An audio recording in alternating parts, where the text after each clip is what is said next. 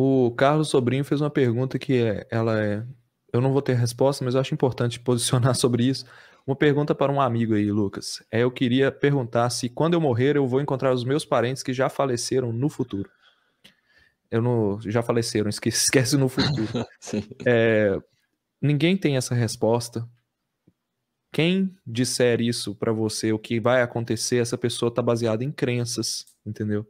Tá baseada em... Muitas vezes, as pessoas que acreditam em religião e elas têm uma religião, eu não tô dizendo que eu não sigo, tá? Elas podem até te passar evidências de milagres, evidências de que sentem o Deus ou Deus, né? Mas a verdade é que a gente não sabe. E aí, uma coisa que eu queria colocar, por que eu trouxe essa pergunta? Porque a ciência ela não tá querendo negar isso, de que exista isso. A gente tá ali disposto, cada um tem sua crença, cada um vai fazer os seus experimentos e tudo. Então, isso você não tem problema de acreditar em algo. Eu não sei o que vai acontecer. O que eu acredito é que nós não vamos ter uma nova vida, nós não vamos nos conectar com parentes que morreram, nós simplesmente vamos apagar e vai ser como a gente não antes da gente ter nascido, né? Você simplesmente não vai mais existir. Mas ao mesmo tempo, você vai deixar um legado aqui na Terra. Você vai deixar um legado que são as suas ideias. Eu estava refletindo isso sobre no dia que eu estava escrevendo o roteiro de evolução humana, que inclusive foi conceitualizado, concebido pelos nossos parceiros lá do Zoomundo. E aí eu estava pensando que o ser humano talvez seja o único animal que já pisou no planeta Terra que teve capacidade de imaginar o futuro, né? Isso dá uma vantagem evolutiva muito grande.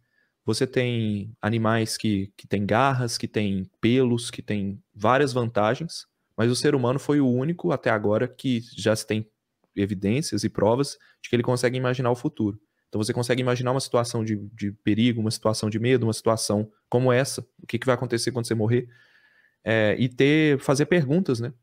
E a ciência moderna, ela vem ali por volta dos anos 1800 por aí, 1700 e pouquinho, para poder colocar um método de testagem sistemático capaz de produzir resultados com base nessas hipóteses do futuro e observações da natureza. Então acho que é muito legal. Então eu não sei te responder, tá? Te falei aqui o que eu acredito. Eu acho que a gente não vai encontrar com ninguém, mas isso não é uma resposta definitiva, tá? Inclusive, existem estudos, né, para tentar entender o que que acontece, estudos de Ah, quase morte, né? Então colocam as pessoas numa posição que, em tese, elas morreram e aí a pessoa volta e ela diz o que que ela viu. Tem alguns estudos desse tipo, são estudos geralmente carregados um pouco ali de controvérsias, porque tem uma questão ética, né, delicadíssima nisso. Então, não é uma coisa fácil de você estudar e não é uma coisa que, pelo menos que eu saiba, assim, a gente esteja investindo muito dinheiro, né? não, Porque, tá sim. tá? Tem muito investimento nisso. Existe Uma muito das coisas investimento nessa responder essas perguntas? existe, uma das coisas que mais fascina o ser humano é a morte e tentar evitá-la a todo custo, tá? Uma das grandes revoluções da ciência, inclusive vai ter vídeo esse sábado agora sobre isso. Eu não vou contar, não, eu vou contar já, tanta pouca gente na live, 270 pessoas. Sim, Uma das grandes revoluções científicas foi o antibiótico, né? A sei. criação dos antibióticos, que elas simplesmente dobraram a nossa expectativa de vida do momento que eles foram lançados em diante. Então o ser humano está o tempo todo tentando driblar a morte. E aí esses estudos que avaliam as experiências as experiências de quase morte, né, que se chama, Sim. em seres humanos, não tem como você fazer, não tem como você colocar uma pessoa em quase morte para avaliar o que está acontecendo no cérebro dela.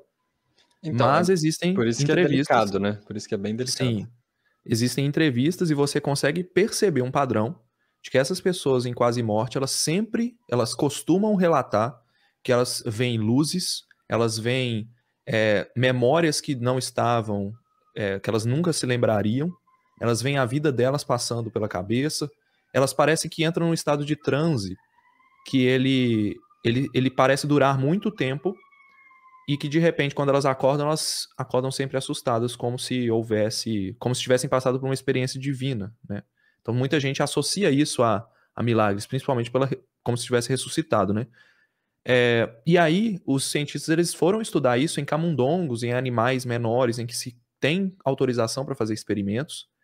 E tem até um vídeo no canal sobre isso. O que acontece nos primeiros segundos após a morte. E os cientistas estimulam a morte nos camundongos através de vários métodos e veem o que está acontecendo no cérebro e no corpo deles. Então já viu que nas células do corpo, esquece o cérebro, nas células do corpo começa a aparecer uma série de expressões gênicas, os genes começam a mudar. Então existem genes que só se ativam no momento da morte e que esses genes também se ativam no momento em que a pessoa está sendo um embrião. Então, a pessoa que está morrendo, ela começa a ativar genes que só são ativados quando ela era um embrião. Isso é uma coisa muito legal.